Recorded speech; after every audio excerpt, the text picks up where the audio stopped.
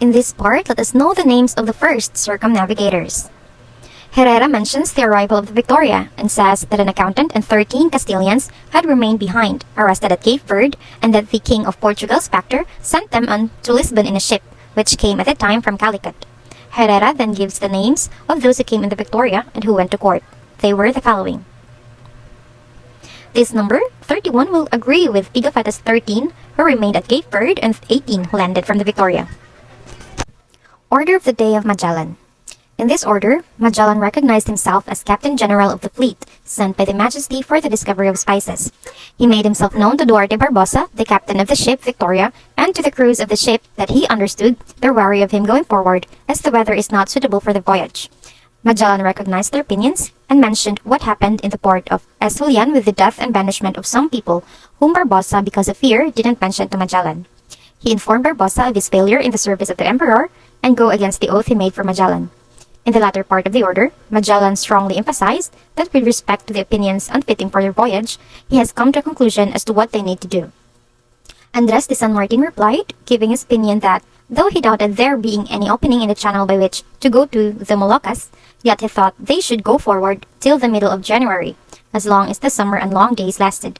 Magellan, having received this and the other opinions, which he had asked for only to please and content his people, gave a full answer, with long reasons for going forward, and swore by the habit of St. James, which he wore, that it seemed to him to be for the good of the fleet. This opinion was notified to the fleet, and the next day he set to sail. And now, let us all learn about what was written in the letter of Maximilian Transylvanus to the Cardinal of Salzburg. But before we get into that, let's hear first who is Maximilian Transylvanus and what was his role on the expedition or the voyage around the world by Ferdinand Magellan. Maximilian Transylvanus was a courtier of Emperor Charles V, who is mainly known for having authored the earliest account published on the Magellan and Elcano expedition, which is the first circumnavigation of the world. It was written after he interviewed the survivors of the Victoria ship, which is the only ship who survived the expedition. His letter to the Reverend Lord to the Cardinal of Salzburg, which is the De Molucces Insules, contains a wonderful and astonishing voyage made by Admiral Ferdinand Magellan and the Spaniards in the year 1519 to 1522 around the world. Furthermore, it is through Transylvanus' account that Europe was informed of the first circumnavigation of the globe. Although the account written by Antonio Pigafetta, who was the official expedition's chronicler and one of the survivors of the voyage, his work did not appear in print until 1525 and was not wholly published until the last year of the 18th century. Nearly 30 years ago, the Spaniards in the west and the Portuguese in the east began to search for new and unknown lands. Their two kings divided the whole globe between them, drawn a straight line 360 miles in the islands of Cape Verde towards the north and another towards the South Pole, and divide the world into two equal parts. The east are for the Portuguese, and whatever west of it is for the Spaniards. There was a certain rumor circulating that the Portuguese had advanced far enough east to cross the Spaniards' borders and enter Spanish territory, and that the Malacca and the Great Bay were within the Spaniards' limits. But all of these things were said rather than believed, until 4 years ago, on 10th of August 1519, a distinguished Portuguese named Ferdinand Magellan for many years had explored the coasts of the entire East as admiral. He suggested sailing the island of Molucca, the Spice Island, in which he and his people set sail from Spain in command of a fleet of 5 ships. You might wonder why Magellan and the rest of the Spaniards started the expedition. What are their motivation? Well, it was because they are in search of the spice-bearing island, the Spice Island, known as Moluccas, which was located on the westward sea route. This island is an abundant producer of all spices, especially nutmegs and cloves. They started this expedition towards the island of Molucca so that the spices can be exported to Spain directly and more easily, with less expense and cheaper as they came direct from the native place. According to Transylvanus, the journey finally began on 10th of August 1519, where Admiral Magellan set sail with 5 ships departing from Seville. The crew set sail from there and coasted in a straight line down the continent, heading towards southward and somewhat westward leaning shores, crossing the Tropic of Capricorn by a wide margin. This continent was ought to be known as the Southern Hemisphere. Then they reached a bay to which they gave the name of St. Julian. The Gulf of St. Julian seemed enormous and had a channel-like appearance, so Admiral Magellan directed 2 ships to investigate the Gulf while anchoring the others outside the Gulf. After 2 days, he learned that the Gulf was surrounded by shoals and did not reach very far inland. When his crew were returning, they found Indians They call the natives of all unknown lands Indians, scooping up shellfish on the shore. They appear darker than they would be expected given the circumstances of their area, were of unusual height or approximately 10 spans, and were covered in the skins of wild animals. It was described by Transylvanus that there were 3 who arrived in the role of ambassadors and approached the ships and asked the Spaniards that they would accompany them further inland. 7 well-armed men were sent by Magellan with them to conduct a thorough investigation into the land and its inhabitants. But later on, Magellan perceived that any longer stay there was useless, as the sea for several days was stormy and the sky was threatening. His departure was necessarily put off from day to day till the month of May. In the month of May, the winter there began, and there were brutal winter storms in San Julian. After the Spaniards had endured this for a few days with patience, fearing the severity of the winter and the aridity of the land, they finally gave petition to their Admiral Magellan, whom they saw that the land had stretched without interruption to the south, and that there was no hope of its termination or of the discovery of a strait through it. Harsh winter was approaching, and many of them had already died from starvation and hardships, and that they could no longer continue. But in response, Magellan, who had already decided whether to live or die, claimed that Caesar had set his route and that he could not and would not deviate from it in any way, and that as a result, he would sail until he found either the end of the land or some strait. Despite believing that his speech had cheered and eased his crew's minds, Magellan was soon plagued by a dishonorable conspiracy. Because of this, rumors spread among the sailors regarding Magellan's Portuguese heritage and the long-standing animosity between the Portuguese and Spaniards. To cut the story short, he killed the headmen and the ringleaders on the other ship, who were the ones who started the conspiracy. The journey still continued despite the happenings, in which, by the 24th of August, they saw a highland called Santa Cruz, where severe storms also sprung out and cast their own one ship on the shore, with the men being all saved, with the merchandise and also the equipment. In the course of the month of March to October 1521, Admiral Magellan and his fleet arrived in the large island called Subuth, or we know as Cebu, and Magellan made alliances in Subuth and in the neighboring island called Mautan or Mactan, through diplomacy and religion. But the king of Mathuan refused to do homage to one whom he had been accustomed to. Then the battle in Mautan happened, which eventually killed Admiral Magellan. So the Spaniards, having lost their Admiral Magellan and 7 of their comrades, returned to Subuth, where they chose another commander, John Soriano, who made alliances to Subuth and pledged to subdue the king of Mautan. For the communications of Spaniards and the islanders, Magellan's slave, born in the Moluccas, whom he had bought in Malacca some time back, was a perfect master of the Spanish language, which became their interpreter, and with assistance also of one of the islanders of Subuth, who knew the language of the Moluccas as well. The men managed all their communications. This slave had been present at the Battle of Mautan. John Soriano, on the other hand, was killed afterwards by poisoning due to the confusion of treasury led by the slave of Magellan. On 26th of November, the land appeared to lean slightly to the east and south, and they started to follow the coast as usual. Some sea inlets that appeared to be a strait were found. Magellan immediately entered them with the entire fleet, and after discovering additional bays, he ordered that they be carefully examined from the ships to see if any possible passages could be found. He also declared that he would wait at the mouth of the strait until the 5th day to learn what might occur. The tide carried one of the ships, captained by his nephew Alvaro's Machato, back to the sea to the spot where they entered the Gulf. However, when the Spaniards realized they were far from the other ships, they plotted to go back home, put Alvaros, their captain, in irons, changed course to the north, and went home to Spain. Alvaros was chained as punishment for having, through his counsel and guidance, persuaded his uncle Magellan to treat the Spaniards with such brutality. Magellan had waited for the ships, and 2 only came back and reported the situation of the base. He made up his mind to continue to sail through the strait. With only 3 ships, he continued on his course along the channel, until on the 22nd day after he had entered it, he sailed out upon another wide and vast sea. When they were once more on the verge of reaching the Tropic of Capricorn, they spotted 2 islands, but they were small and sparsely populated. When they attempted to land on these, they discovered that they were unoccupied. Yet they decided to stay there for 2 days for the benefit of their health and to replenish their bodies, and called it the Unfortunate Island. In the month of November 1521, as the expedition continued despite the absence of the admiral, they went to the island called Porne or Borneo. There are 2 great and rich islands in this archipelago, and one of which was called Seluli. Transylvanus described this island as peaceful and rich with their beliefs and religion. When the Spaniards, having saluted the king of Porne and heaped him with presents, the king directed their course to the Moluccas Island. The island consists of 5 islands, which are the Tarante, Muthil, Tidor, Mari, and Mathian. All are near to each other but small and narrow. One produces cloves and the other are nutmegs and cinnamon. The Spaniards explored each of the 5 islands in Moluccas, which the kings were very hospitable to them, and they brought each of the spices and more cloves. On their way back to Spain, one of the ships leaked while they set sail from the last island they visited, which is the Tidor. On the 6th of September 1522, only one ship survived and arrived safe and sound at the port near his palace or in Seville, bringing the experiences, the wonders, hardships, and success in finally ending their circumnavigation or their voyage around the world. Thank you for that insightful report. Now let's move forward to the extracts from the Derrotero or logbook of the voyage of Fernando de Magallanes in search of the Strait from the Cape of St. Augustine by Francisco Albo. But before that, let's get to know Francisco Albo. Francisco Albo, also known as Alvaro, was born on the island of Rhodes, and he was originally the pilot of Ferdinand Magellan's Trinidad ship and became the pilot of Victoria's ship when they returned under the command of Juan Sebastian Elcano. He was one of the 18 survivors who successfully circumnavigated the world.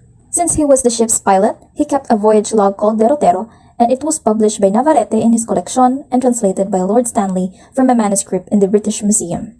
In his logbook, he recorded all the data on geographic coordinates, climatological data, and the characteristics and riches of the lands discovered through their voyage. Now, let's discover Francisco Albo's logbook.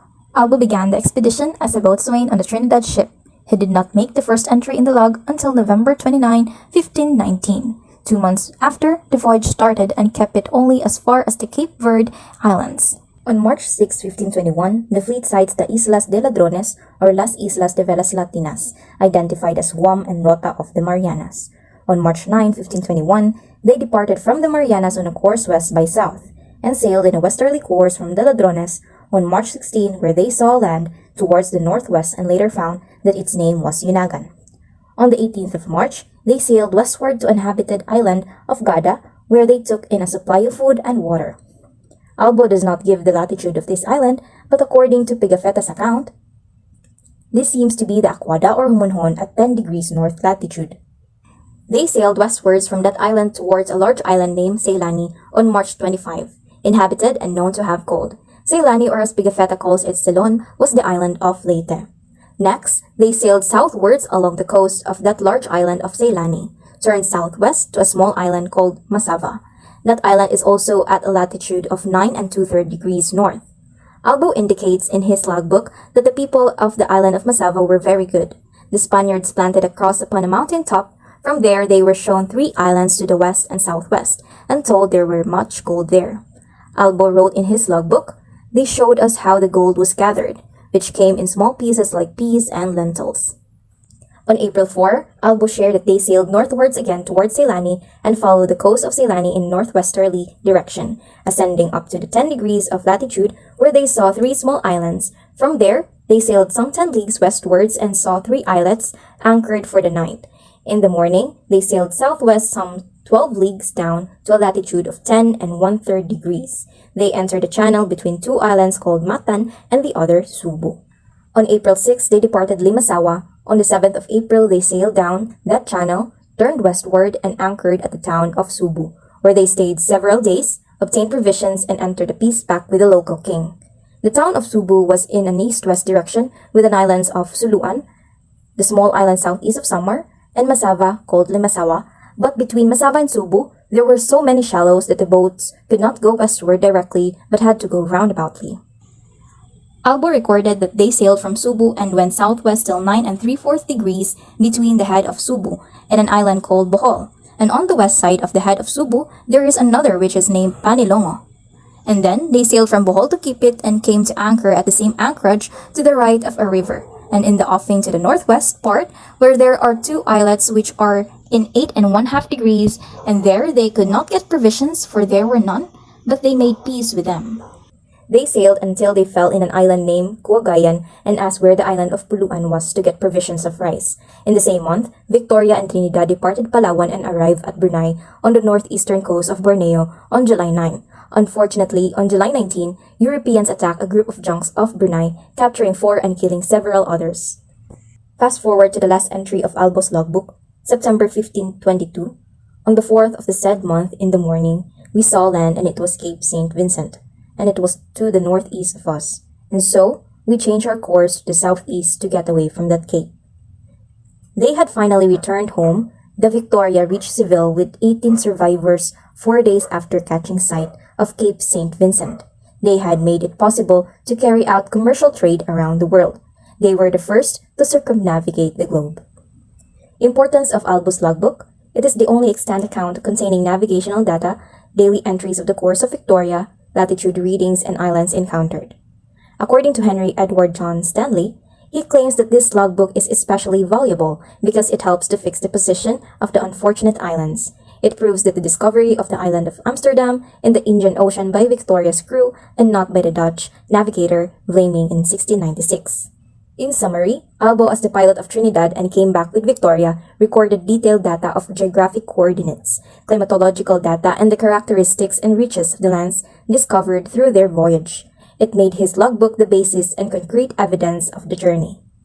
Good morning, everyone. I am Charlene Seniedo, and I will talk about the 3 accounts in the last part of the book of Pigafetta. So let's begin with the first account, which is the account of what happened to the ship Trinity and her crew after she parted with the Victoria from Navarrete. Navarrete here is the habitational surname from any of the places in La Rioja, Aragon, and Basque country that was named Navarrete. The place names comes from the Basque word Nava or Naba, which means plain near the mountains.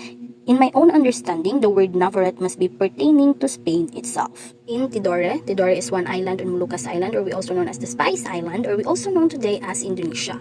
We all know that Magellan's fleet has 5 ships as he began his expedition to circumnavigate around the earth, and only Trinity and Victoria were the only 2 ships that were left after Magellan died in Cebu to continue finding the Spice Island and return back in Spain. However, as these 2 ships prepared to sail back to their native land, it was found out that Trinity was leaking very badly on the hold and that it needs to stay behind in Tidore for repair. That's why Victoria sailed first while Trinity stays in Tidore.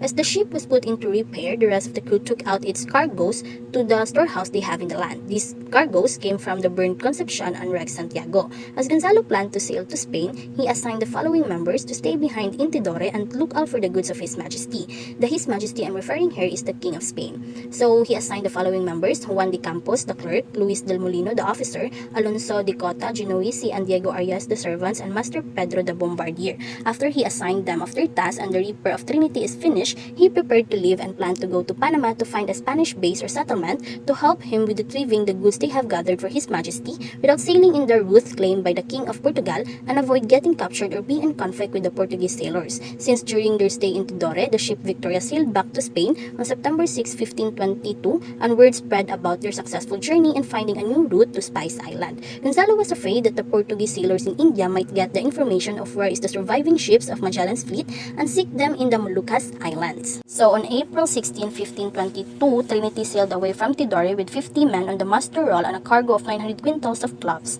The muster roll is the official list of officers in the ship's company, while quintal is a unit of weight. 1 quintal is equals to 100 kilograms. The picture below on the right side is a picture of a clove. It is a dried flower bud of a tree used as a pungent aromatic spice. This is one of the goods for His Majesty, the King of Spain, that they must protect so that they can take it back to their homeland and present it to him. Trinity sailed for 40 leagues and came into contact with an island named Zenufo, an island that belonged to the King of Tidore, which is 2,000 leagues away from their target destination, Panama. Leagues are units of length or distance. 1 league is equal to 2.4 or 4.6 nautical miles, ranging from 3.9 to 7.4 kilometers. Then they fell with an island where they took a native. As this continued their northerly course, they met a storm that lasted for 5 days and inflicted huge damage to the ship. Here are the parts of the ship that was damaged after the storm. The first is the forecastle, and beside it is the prow. The prow is the forwardmost part of a ship's bow above the waterline, while the forecastle is the forward deck of the ship. During the storm, it was cut away. Then below the picture of the forecastle is the poop of the ship. A poop deck is a short high deck of a ship located in the aft or back of a ship. It was traditionally used to provide a high point for observations and navigation. Most modern ships don't have a poop deck as it is no longer needed, and during the storm, it was broken. Next is the picture below the prow. We can see the main mast. It is the tallest and centered pole, which is the most important mast of a ship or a boat. During the storm, it was broken into 2. Then, another unfortunate event is that the crew fell sick, so they decided to return and seek the island from which they had taken the native. However, they didn't get closer to the island they're looking for. Instead, they got farther away from it. Then they saw and arrived at an island named Mau, and during their journey in getting to this island, many of the crew died. Then they arrived and are anchored in the first land they came in contact with, the island of Zenufo. A vessel passed and informed them that a Portuguese ship came and anchored in Ternate 2 weeks after they sailed. They came to know about Antonio de Brito, the captain of a Portuguese ship that arrived in Ternate and the one who built a fortress there. It is said that Brito is the first one who put the first rack of the fortress they are building on June 24, 1522.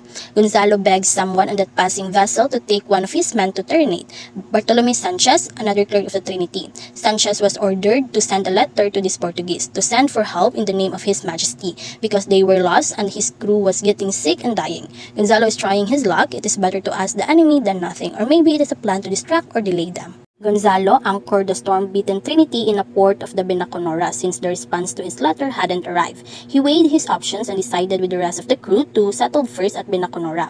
Simon Abreu and Duarte Roger, clerks of the King of Portugal factory, came with other people in Caracoa, Fasta, and Caravel. They entered the Trinity and gave the letter of the response of their captain to Gonzalo that was dated October 21, 1522, stating that his men will bring in his ship. Brito's men gave the letter to Gonzalo and as per his order, took the valuable things on the ship such as astrolabes, quadrants, logbooks, and all his letters. Afterwards, they took the Trinity ship and anchored it at Talangome port. They took Gonzalo and the 17 healthy crew inside the fortress directly, while the sick people were taken to the hospital the next day. It is important to take note that the ship Trinity was wrecked by a storm in a port under Portuguese control, and this might be that port, the port of Talangome. Here are the ships that the Portuguese came with as they captured Gonzalo in the Binaconora. First, we have the Caracoa, a large outrigger warship from the Philippines. They were used by native Filipinos, notably the Kapampangans and the Visayans, during seasonal sea raids. They were called Coracora in Indonesia, but Caracoas by the Spaniards in the Philippines. Beside the Caracoa is the Fusta or Fuste, a narrow, light, and fast ship with a shallow draft powered by both oars and sail. In essence, a small galley. It typically had 12 to 18 two-man rowing benches on each side, a single mast with a lateen sail, and usually carried 2 or 3 guns. And the bottom picture is the Caravel, a light sailing ship of the 15th, 16th, and 17th centuries in Europe, much used by the Spanish and Portuguese for long voyages, apparently developed by the Portuguese for exploring the coast of Africa. The Caravel ship's excellence lay in its capacity for sailing windward. If you know One Piece, you might know that the Going Merry is a Caravel ship. Fortress of Ternate, known as Ternate today, is an island of Moluccas or Maluku Islands, or also known as the Spice Island in the Indonesian archipelago. Gonzalo complained to Brito about the unjustifiable acquisition of the cargoes from his ship, the goods that are intended for His Majesty King of Spain and his country. But Brito rebutted him that same as he is also following the order of His Majesty the King of Portugal. Brito asked Gonzalo to give up the royal standard of Castilian. The royal standard here that they are asking Gonzalo to give up is the flag of Spain. A picture can be seen above the right side of the slide, and the Castilian is another term for Spanish or Spaniards pertaining to any people who live in Spain or are native to the city of Castile. Gonzalo cannot give it up nor he could defend it since he was in their territory. In short, he is basically powerless. So they decided to draw some documents written in front of a notary. Then Gonzalo asked for an inventory of the goods that were taken from the ship so that he can present an account to his king. But the Portuguese are getting annoyed with him being demanding in the enemy's camp. That's why they told him that if he keeps ordering and asking, Gonzalo will be hung in the yard arm of the ship. The picture in the lower right is a yard arm on a sailing ship, the horizontal timbers or spars mounted on the mast from which the square sails are hung. Gonzalo and the others were stupefied to see Juan de Campos, Diego Arias, and Alonso sick and inside the fortress. These three were the people left in Tidore to protect the goods of His Majesty. They explained that the Portuguese have traded the storehouse and taken with them the cloths and the receipts, as well as the riggings and fittings of the ships. Riggings are the sails, masts, booms, yards, stays, and lines of a sailing vessel or its cordage only, while the fittings or deck fittings are the devices that are used to secure standing rigging, running rigging, and mooring lines. On the lower right is a picture of devices used for deck fittings. Furthermore, Luis del Molino fled but was called back by Gonzalo, luring him out in the open, and once he appeared, then bam, he was captured and sent to prison. Meanwhile, Master Pedro the Bombardier died. When the ship Trinity was in Tidore, its pilot Juan Lopez Carvalho died on February 14, 1522, and in between the sailing and anchoring of the Binaconora, there died 31 individuals in August, September, and October, not counting the 3 who ran away on the island of Mau. The 21 Castilians of the ship, including those who were captured in Tidore, were imprisoned in Ternate for 4 months. Then came February 1523. Captain Brito gave them a passage to India, sending these prisoners to the island of Banda, one Portuguese base in India.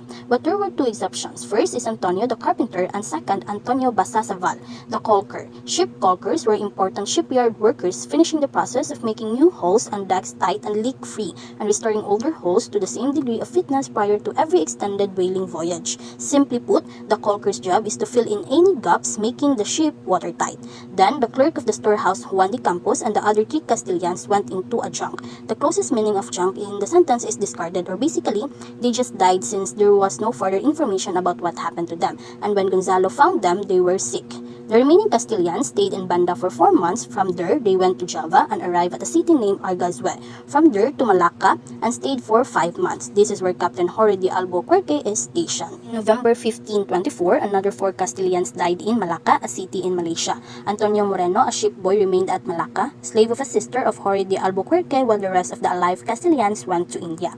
They went from Ceylon, known today as Sri Lanka, to Cochin, a city in India. Then Bartolome Sanchez, another clerk, went in a junk and nothing more was heard about him. When they arrived at Cochin, they missed the ship for Portugal, so they had to wait for 1 year for it to come back. While they were in Cochin for 10 months, they were basically imprisoned there because they were not permitted to put 1 foot out of that place. But as you know, there would always be people who will be fed up with their situation and try to escape, like the seaman Leon Pancaldo and Bautista Ponsaro. Both of them are the master of the ship Trinity. They secretly fled in the ship Santa Catalina and left them in Mozambique. Upon arriving there, they were immediately arrested and put on board the ship Diego de Melo, where they will be taken to the governor of India. But the ship didn't depart because of the winds. They were permitted to go ashore, then Ponsero died while Pancaldo hid in the ship of Francisco Pereira that was going to Portugal. And when the ship arrived at Lisbon, he was captured and went to prison, but was set free by the order of the King of Portugal. The master of the ship, or ship's master, is not the captain, but it's the one who is in charge of a ship, its crew, and any passengers or cargo it is carrying, on the water and in port. At this time, the Vasco da Gama arrived in India as viceroy. The Castilians begged for his permission to leave and embark on the ship that would go to the Portugal, but he didn't permit it. A viceroy is the governor of a country or province who rules as the representative of a king or a sovereign. In 20 days, Gama died mysteriously, and the Enrique de Meneses, a governor of Goa who just came into Cochin, was elected to become the new viceroy. In Cochin, another 2 Castilians died, and the remaining waited for another year of a ship for Portugal.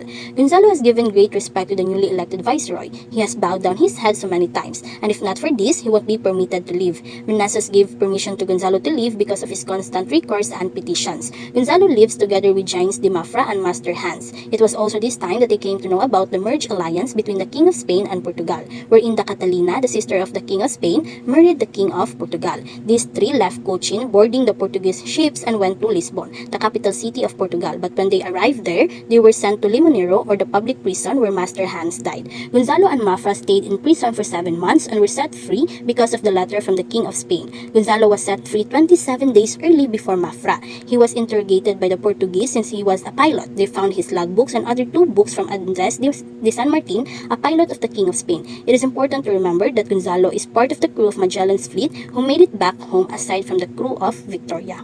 On the other hand, from the departure of Castilians from the Trinidad to the Moluccas to Lisbon in Portugal, 8 deaths were inclusively known, 7 unknowns, 2 remained in Moluccas in Indonesia, 1 in Malacca, a city in Malaysia, and 3 arrived in Spain besides the licentiate and the priest Morales. In the account of Gaspar Correa, it says that in the year 1527, Sebastian Gabata sailed from Seville, a city in Spain, as a captain major in 2 ships and a caravel because he was ordered by the Viceroy of Antilles to go and take in a cargo at Maloco and recover the property of the Castilians' belongings of the ship of Magellan's fleet.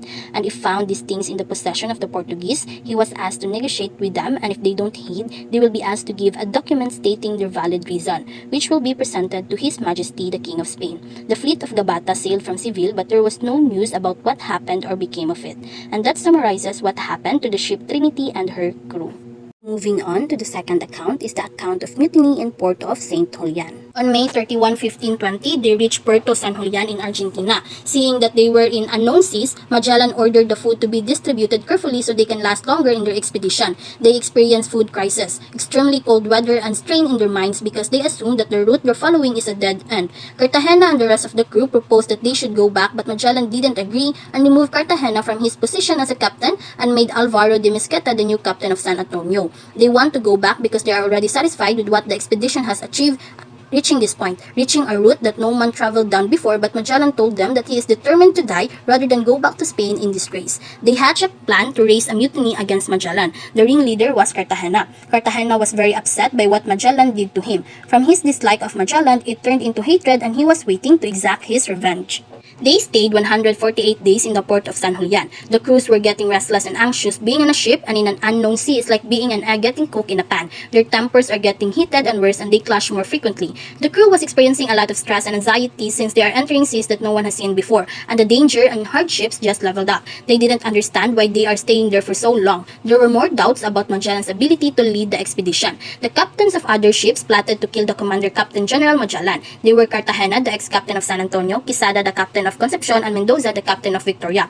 Cartagena captured Alvaro Mesquita during the night and made him his prisoner. The three captains planned to blame Magellan for betraying and entrapping the fleet and pinning him a sin of treason. For Juan Soriano, they will deal with him by reducing his ship into ashes while plundering the goods of Santiago. Their plan to rebel was leaked because even before Magellan have some suspicion that there would be someone who will act up against him. Before the mutineers put their plan into action, Magellan sent a skiff, a small boat used to communicate with other big ships. It relays a message that each master of the ship would put their ship on the beach to clean their hulls. Magellan warned the servant relaying the message to take note of the answers of each captain. When it reaches San Antonio, the crew replied that they would not take orders from anyone except from their sub-captain Cartagena.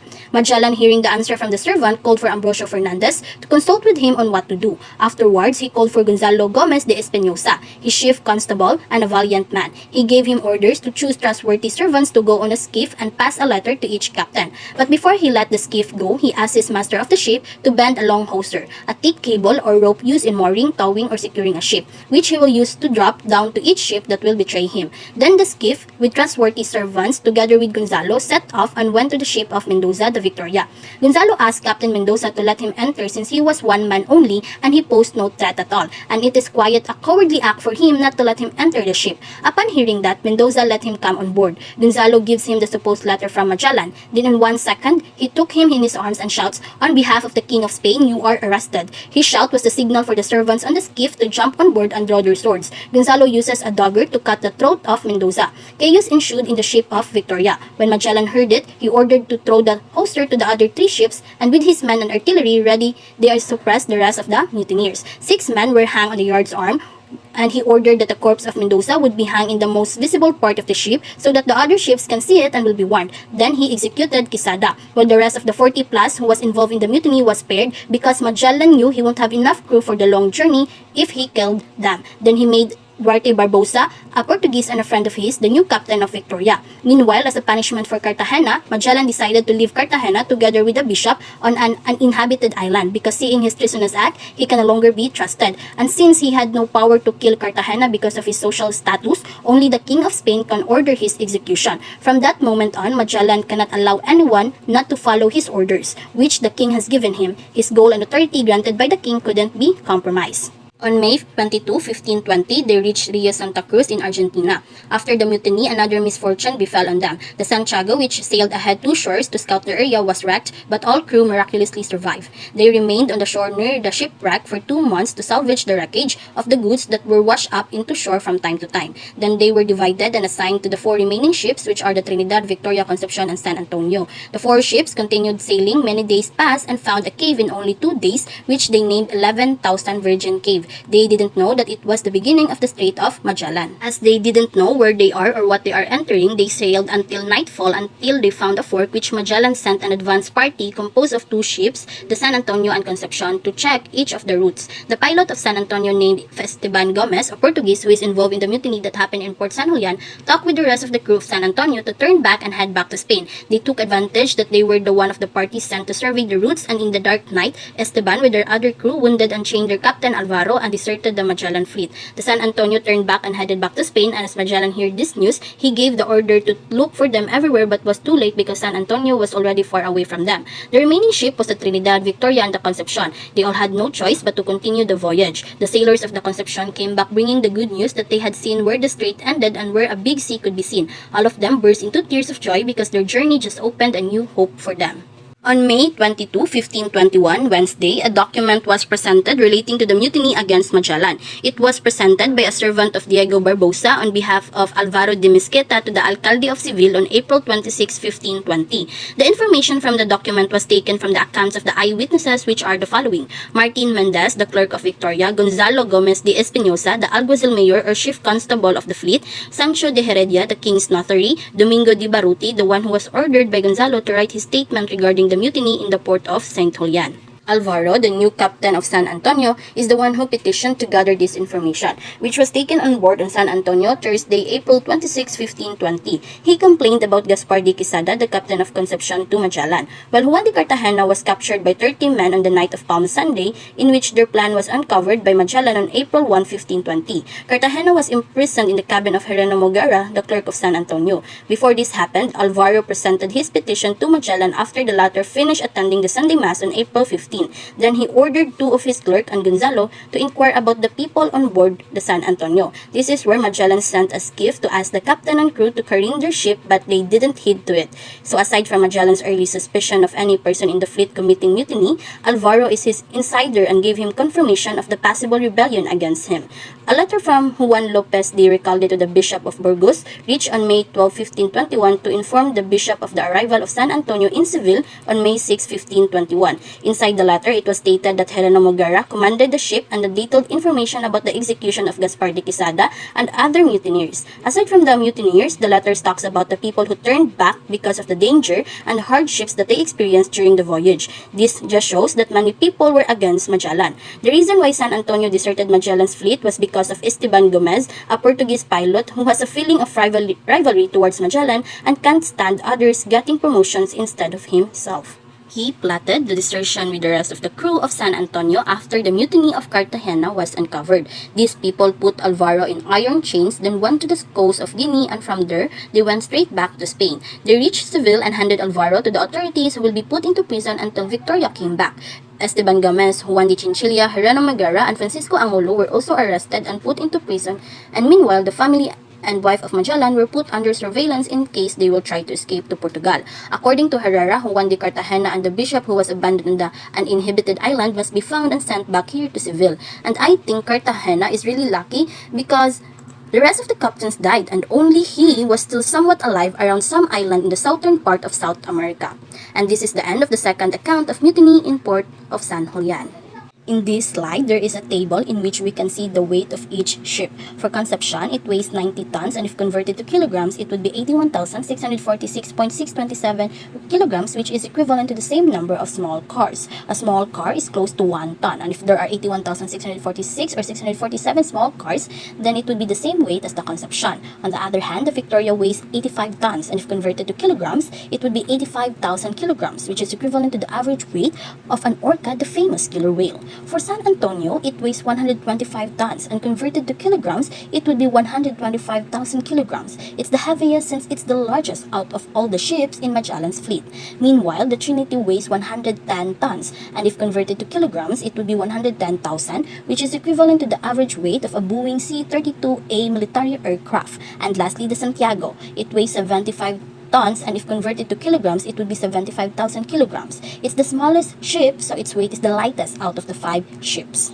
This is the last slide of the third account. We can see the summary of all costs that was spent for the expedition. The maravidi here is a Spanish medieval copper or gold coin. It was their money during that time, and 1 maravidi to $1 is equals to $0.30 today, and $0.30 converted to Philippine peso is 17.65 pesos. First, we have the cost of the 5 ships with riggings, artillery, and arms. These 5 ships of 445 tons are a total of 485 tons, which each ton come to a cost of 8,791 and 1/2 maravidis. The total is 3,912,241 maravidi, and in Philippine money, it is 20,715,316 pesos. The second is we have the cost for the various necessaries, which have a total cost of 415,060 maravidis, which are equivalent to 2,197,743 pesos. The third is the provisions for foods and drinks such as biscuits, wine, oil, fish, meat, cheese, vegetables, and the barrels. The total cost is 1,585,500 551 maravedis, and in Philippine money, it is equals to 8,395,493 pesos. Next is the 1,154,504 maravedis, which is the total cost of the 4 months' salary for 237 persons. The total cost is equivalent to 6,113,098 pesos. For the merchandise, the total cost is 1,679,769 maravedis, which is equivalent to 8,894,377 pesos. The overall cost is 8,751,125 maravedis. In Philippine money, it is 46,337,207 pesos. The summary of cost is only for the 4 months of the expedition, and it didn't cover the whole time they circumnavigate around the globe for 2 years. With all the wreckage, deaths, and danger they had faced during their voyage, I think there is no money or treasure for their expenses that can totally compensate the people who joined and experienced the expedition. And that would be all for the third account.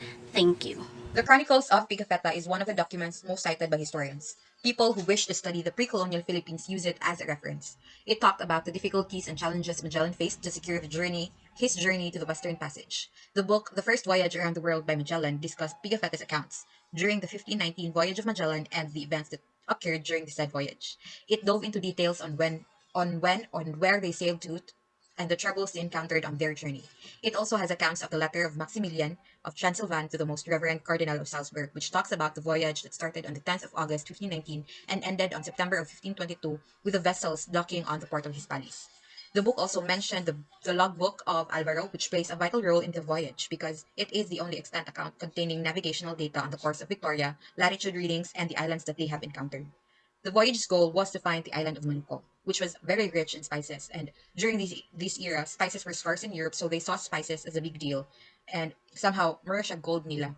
And Pigafetta wanted to be able to witness the discoveries for himself, for his own eyes. So Pigafetta was part of Magellan's crew during the voyage. So he had first-hand knowledge of the events that transcribed during the voyage. This book also describes how to navigate the directions of the ship, the use of a compass, longitude, and latitude, how to figure out wind direction and other nautical problems during this era. So it was quite a reference to seafarers and the addressing and evolution of seafaring. The Chronicle of Pigafetta was one of the earliest written accounts and was seen as a credible source for a period. Being one of the earliest accounts, Pigafetta's writings were considered the purest account of pre-colonial society. But in reading these accounts or in using Pigafetta's writing as a reference, we should understand that this whole book or Pigafetta mismo is accompanied by biases because if it isn't apparent, this is the diary of Pigafetta. So it is only from the perspective of Pigafetta, his opinions and how he analyzed the voyage. Pigafetta was also of noble descent and came from a wealthy family in Italy. Furthermore, he was a chronicler commissioned by Spain to further the Spanish Empire. So his identity, his status, and loyalty were significant factors in the writings that he produced. And that ends our report on the Chronicles of Pigafetta. Thank you so much for listening, and don't forget to write in your questions in the chat box or in the comment box. Have a great day, everyone!